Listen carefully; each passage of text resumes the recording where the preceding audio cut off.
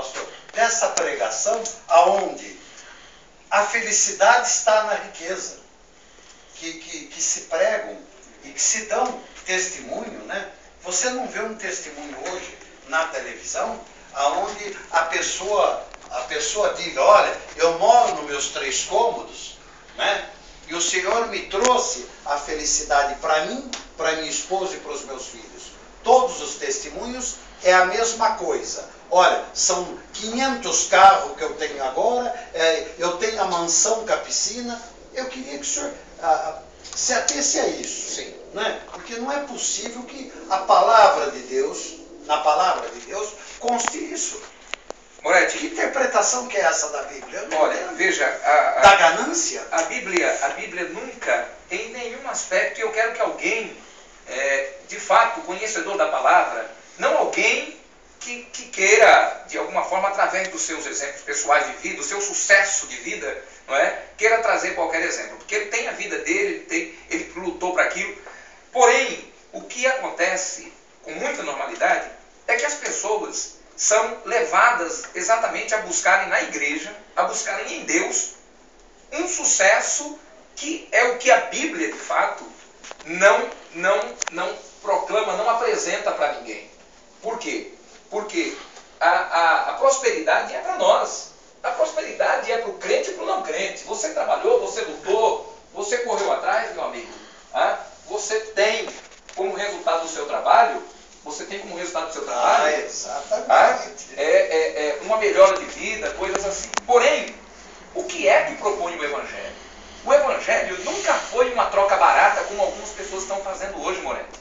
Estão oferecendo, venha para cá que a sua vida financeira vai mudar. Essa não é a proposta do Evangelho. Então, claro que você quando é motivado, você quando é incentivado, você quando vê outros exemplos, há uma tendência de você dizer, não, ele conseguiu, eu também posso conseguir. Porém, isso não é preciso você estar na igreja. Você pode ir numa aula de motivação, você já foi naquelas palestras de motivação, você sai dizendo, vou ficar rico amanhã. Porém, o que a igreja propõe é muito diferente disso. E a igreja não pode usar isso como uma moeda de troca, que é o que algumas pessoas tentam, o que muitas pessoas tentam fazer hoje. Venha para cá que os seus problemas acabaram, não é? Venha para cá. Não é essa a proposta do Evangelho. O Evangelho, a Bíblia diz que é o poder de Deus para a salvação de todo que crê. Então a proposta do Evangelho, Paulo disse assim, que se algum anjo do céu, e ele disse, se até eu mesmo, ou até um anjo do céu, vos anunciar um outro Evangelho, tenha ele como anátema, ou seja, como maldito. Por quê? Porque não é essa a verdadeira proposta do Evangelho, não é riqueza pessoal. Embora as pessoas que vêm para Jesus, na sua grande maioria, se estava com o farol baixo, ele levanta o farol. Se ele não tinha esperança, ele encontra de volta a esperança. Se ele era uma pessoa triste, ele passa a ser uma pessoa alegre. Se ele é uma pessoa depressiva, ele passa a viver para a vida de novo, a sorrir para a vida. Pastor, eu queria aqui então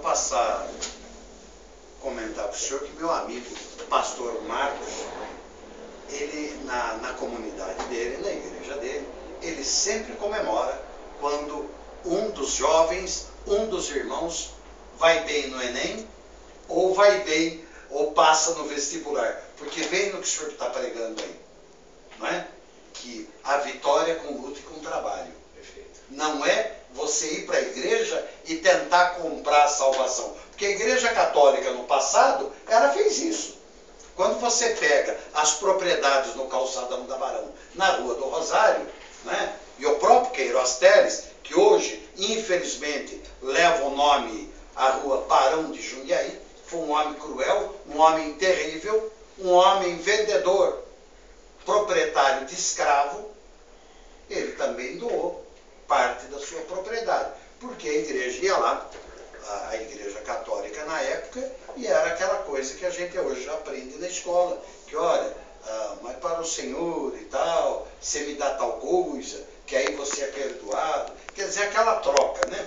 Aquela troca da riqueza. Mas pastor, nós estamos aqui com o pastor Joás, ele que é presidente das Assembleias de Deus da Ministério Bragantina da nossa região. mas pastor, eu quero, esse programa é dedicado à mulher. E 99,9% das mulheres que assistem ao nosso programa são cristãs, ou da própria Assembleia, ou católica, ou de outras denominações, mas cristã. Queria perguntar para o senhor, a vaidade da mulher. A vaidade da mulher. Como é que o senhor encara isso? A mulher, ela pode fazer a cirurgia plástica, ela pode se vestir eroticamente para o marido dela. Como é que o senhor vê? Moretti, isso já foi um tabu. Fazer, por exemplo, silicone. Durante alguns anos, a igreja se fechou para isso. E, especificamente, por seus regimentos internos, algumas igrejas ainda hoje, infelizmente, veem isso como um problema ainda a ser trabalhado, alguma coisa ainda a ser digerida. Porém, verdade é que o que aconteceu há muitos anos, há décadas atrás, e que, de alguma forma, sacrificou a vida de muitas pessoas que estavam presas a costumes, não é? Porque uma coisa na Bíblia é a doutrina, outra coisa são costumes. Costumes mudam de lugar para lugar, de igreja para igreja, são comportamentos. Costumes é comportamento. Então, o que é que nós precisamos entender? É que a doutrina bíblica, ela é imutável. E o que é uma doutrina bíblica? Doutrina bíblica é isso. Jesus é o único caminho. Doutrina bíblica é isso. Jesus um dia vai voltar para buscar a sua igreja e só vai levar aqueles que de fato se renderam aos seus pés, aqueles que de fato se arrependeram dos seus pecados, aqueles que de fato se entregaram de verdade para Ele. Porém, o Evangelho, a Bíblia diz que é poder de Deus para mudar este homem, para mudar esta pessoa. Porém, Moretti, há, na verdade, um problema que se arrastou, ou houve um problema que se arrastou durante muito tempo. Algumas igrejas colocaram como regras, não é, para ser crente ou para servir a esta igreja, você tem que andar com a saia nos pés, você não pode usar nenhuma maquiagem, você não pode cortar o cabelo. Tem uma que não deixa raspar a perna. Hein? Então, só que esses tabus foram caindo. Porque alguns pastores ainda, que mantinham isso até algum tempo atrás, perceberam, e a própria igreja, a própria membresia passou a entender que aquilo era um capricho pessoal da sua liderança. Então, essas pessoas ou mudavam de comportamento, e não podia acontecer assim. Por exemplo, não pode nada, agora pode tudo. Então, foram se adequando lentamente. Existem algumas igrejas que ainda mantêm um radicalismo muito grande, como se isso fosse a diferença entre salvo ou não salvo. Não é? Mas a verdade é que essas coisas já diminuíram bastante. Hoje, eu particularmente, na minha igreja, na igreja da qual eu faço parte, nós temos o comportamento de um cristão autêntico, que é o que a gente defende sempre. Ele tem que andar bem vestido, ou pelo menos deve andar bem vestido, comportamental, não é? A sua veste deve ser uma veste adequada com a fé que ele tem, não é? E que ele professa. Ele deve ter todos os cuidados higiênicos, inclusive a questão da perna que você disse. É higiênico isso, a mulher tem que fazer uma depilação, não é? E como consequência disso tudo, vem um entendimento novo com relação a isso, que é exatamente o que alguns pastores passam a ter. Que se quiserem, na verdade, que os seus ministérios cresçam, eles têm que deixar essas práticas ou estarão fadados ao fracasso. Você entende?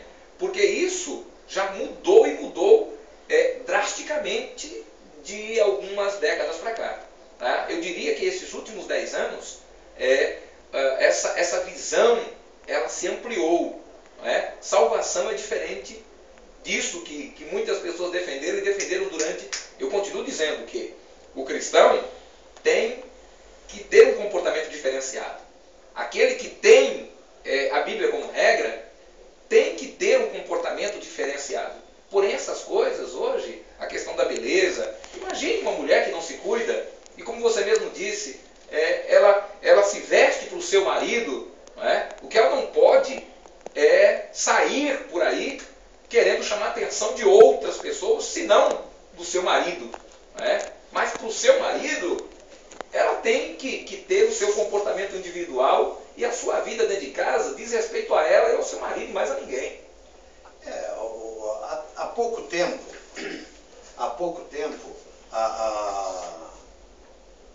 uma irmã de uma das igrejas evangélicas, ela me procurou e falou: Moretti, eu estou meio chateada de falar para você, mas como você está envolvido aí com a saúde como um todo, você não é um profissional da saúde, mas eu vou falar para você porque eu não estou conseguindo. Eu preciso fazer uma cirurgia pós eu ter o bebê, para ficar bem com o meu... Estava junto com o marido. Para ficar bem com o meu marido. Para mim ficar bem com ele. Né? E aí o marido disse para mim, falou: olha, seu Moretti, para mim está tudo bem, mas ela está com isso na cabeça, que eu não estou me sentindo bem pelo problema que por um erro médico deixaram de corrigir pós-nascimento. Né? Aí ela foi lá para o HU, acabou corrigindo o problema. Ela pode ter, perante Deus, ela pode ter esse tipo de preocupação que essa irmã teve com relação ao seu marido. Para dar um prazer melhor para ele. Ela pode ter, pastor? A Bíblia nunca proibiu. Isso é uma questão de autoestima, meu irmão. Isso é uma questão de autoestima. A Bíblia nunca traçou regras para isso. E com mais um detalhe. Existem alguns acontecimentos até isolados dentro de períodos da igreja que foram para aquela época e que hoje não tem aplicação.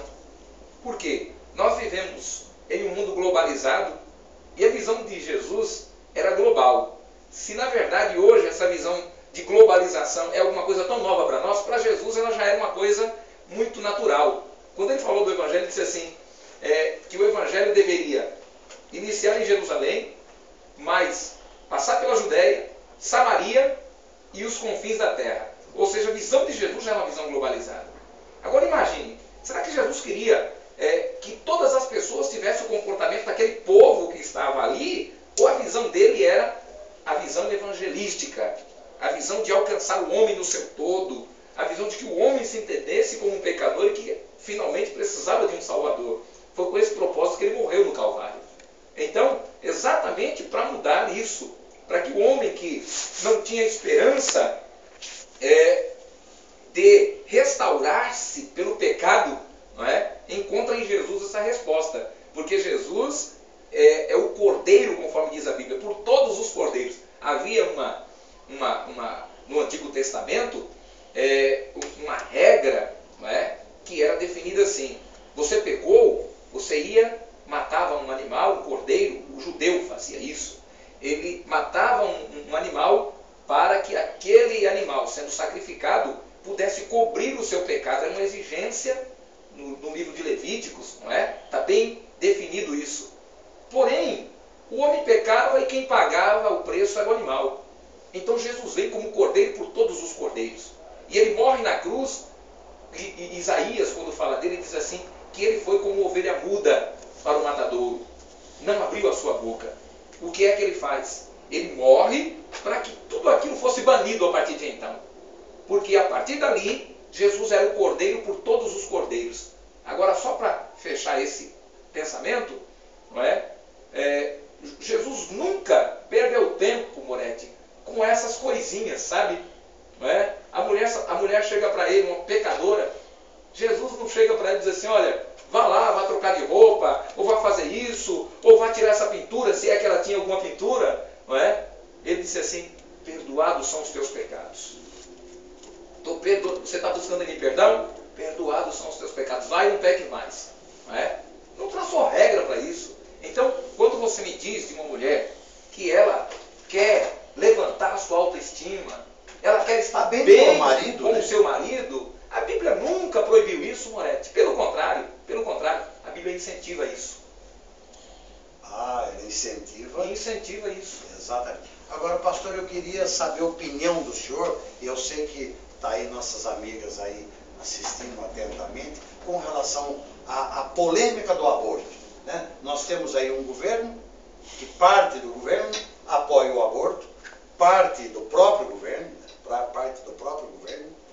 diz que é um crime, que a vida é independente, mas o senhor que é um estudioso do assunto, eu queria que o senhor falasse com as nossas telespectadoras, perante Deus e perante o homem, o que significa o aborto, para o senhor se pode ou não pode, se a mulher pode decidir ou não. Moretti, esse é um assunto ainda bastante polêmico, porém uma coisa que eu sempre defendo é o seguinte: todas as pessoas que são defensores do aborto, um dia nasceram. Bom, sim, claro. Então, o grande problema está exatamente aí. Né? Como é que alguém pode, nesse momento, concordar com a interrupção da vida, se ela, segundo a própria medicina, tá, a vida ela tem início na concepção ali. Ou seja, uma vez gerado, aquele ser, olha que quando você olha para a palavra de Deus, eu vejo o escritor dizendo o seguinte: Senhor, tu vias o meu corpo ainda informe.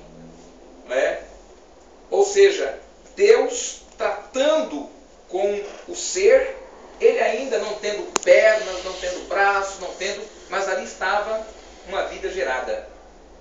Então, Moretti, eu ainda entendo que hoje existe como um grande problema a ser resolvido.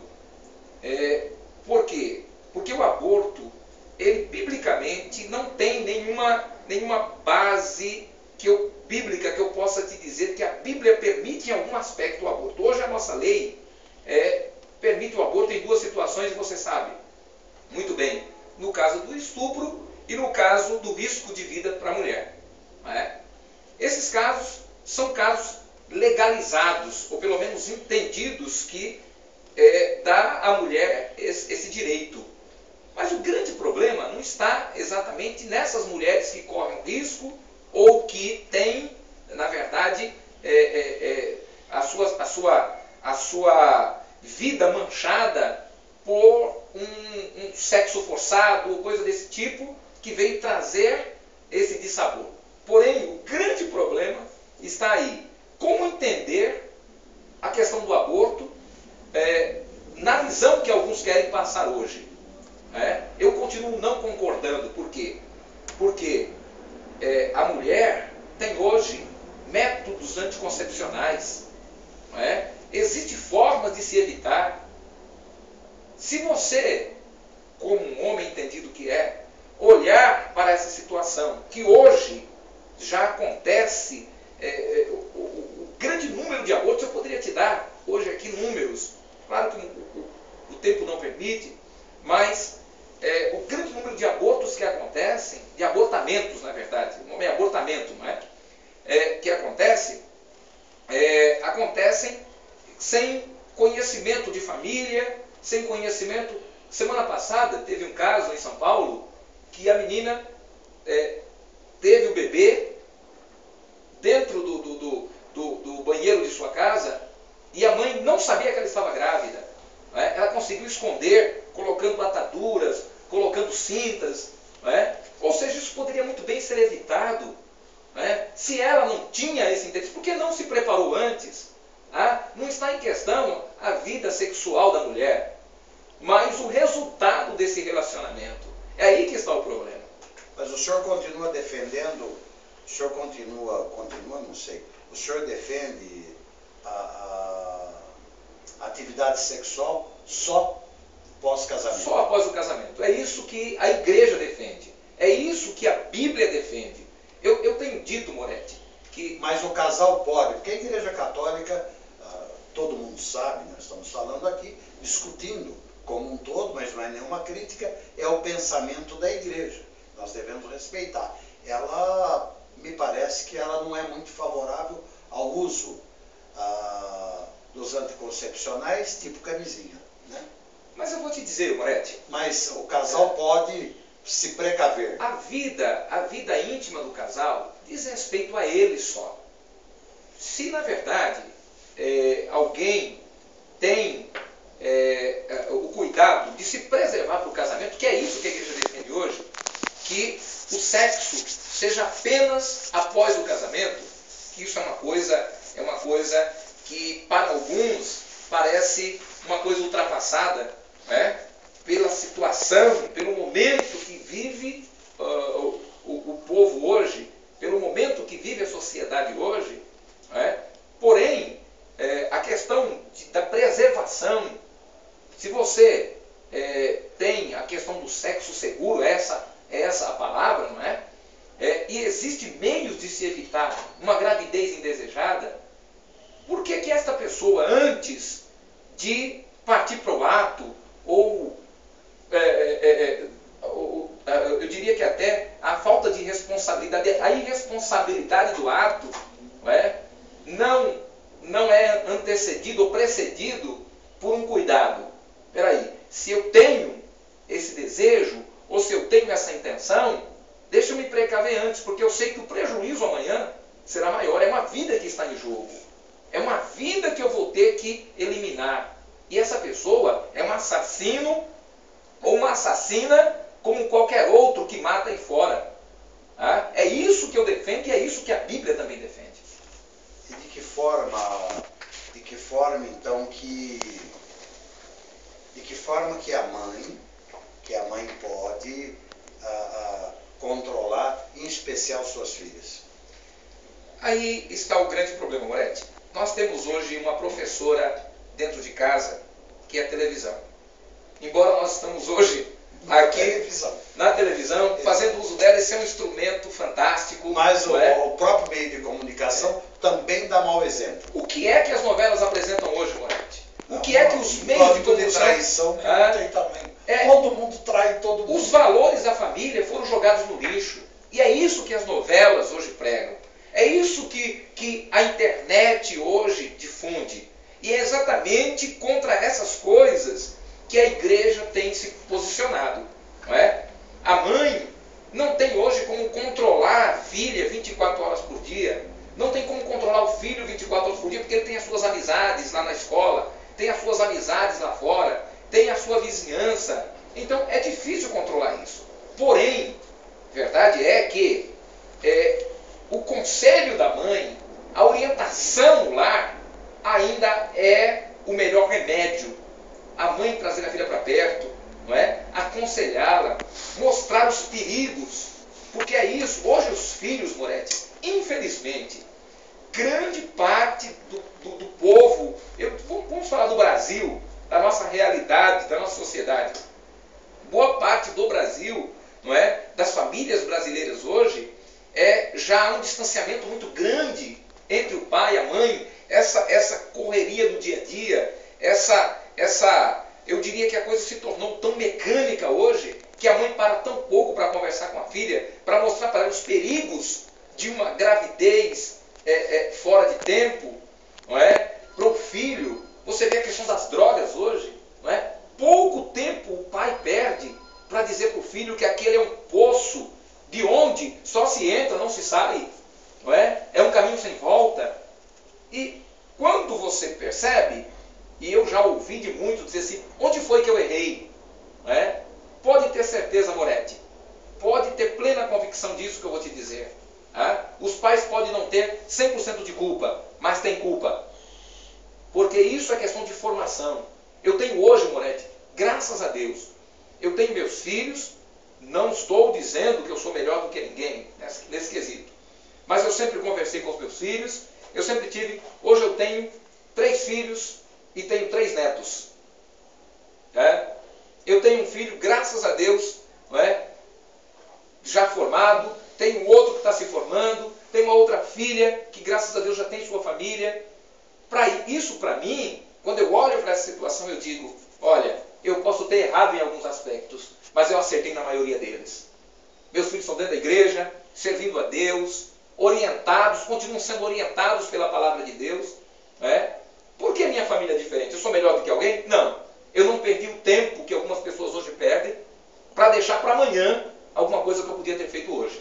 Pastor, está chegando no fim do programa, mas eu sei que tem nossas amigas aí que estão nos acompanhando, estão aguardando esta pergunta.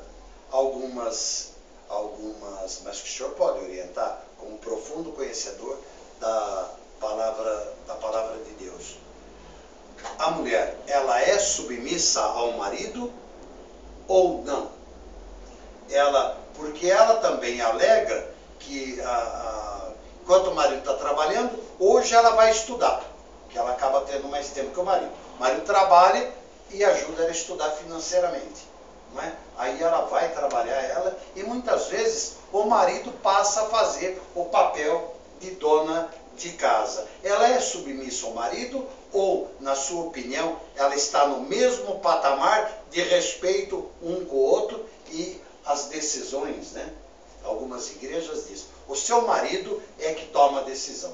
Outras dizem não, tem que sentar os dois para tomar a decisão. Como é que o senhor vê? Olha, veja só, eu vou usar a Bíblia mais uma vez, porque a Bíblia é minha ferramenta de trabalho. Não é? A Bíblia, quando fala do casal, da família, do homem e da mulher, sempre diz que o homem é o cabeça. Porém, nós vivemos numa sociedade que eu diria que está, uma sociedade que está chegando a um patamar onde as pessoas estão entendendo que as coisas só podem dar mais certo se a gente dividir responsabilidades. Então, quando se toma algumas decisões, e essa decisão é partilhada